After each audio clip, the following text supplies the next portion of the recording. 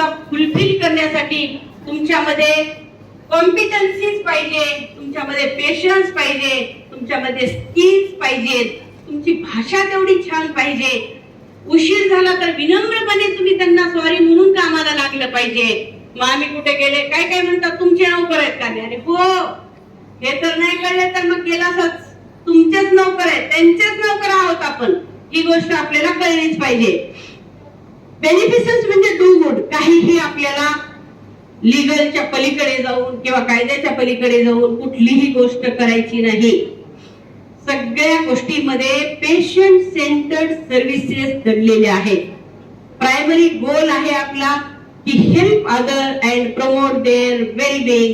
There म्हणजे येणाऱ्या प्रत्येक लाभार्थीचं वेलबिंग आपल्याकडून जाणार आहे आणि याचंच नाव आहे क्वालिटी सर्व्हिसेस. क्वालिटी सर्व्हिसेस म्हणजे दुसरं तिसरं काही नसून जशाच तशा त्यांच्या इच्छेप्रमाणे, त्यांच्या मर्जीप्रमाणे, पुस्तकात लिहिल्याप्रमाणे त्या सेवा त्यांच्यापर्यंत ज्या त्या अप्रोप्रिएट पोहोचवणं म्हणजेच त्यांच्यासाठी आपण चांगल्या गोष्टी करतोय. नॉन मालेफिसेन्स म्हणजे डू नॉट हार्म. कुठली गोष्टीचा आपल्याकडे आल्यानंतर त्यांच्या जीवितास, त्यांच्या वैभवास, त्यांच्या प्रेस्टिजला, त्यांच्या करिअरला किंवा त्यांच्या हेल्थला धोका होईल अशी कुठलीही गोष्ट आपल्याकडून झाली नाही पाहिजे.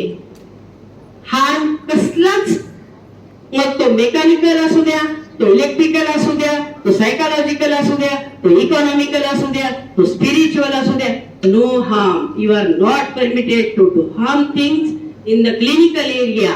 You are there to provide basic things, basic nursing care, hi fi nursing care within the framework.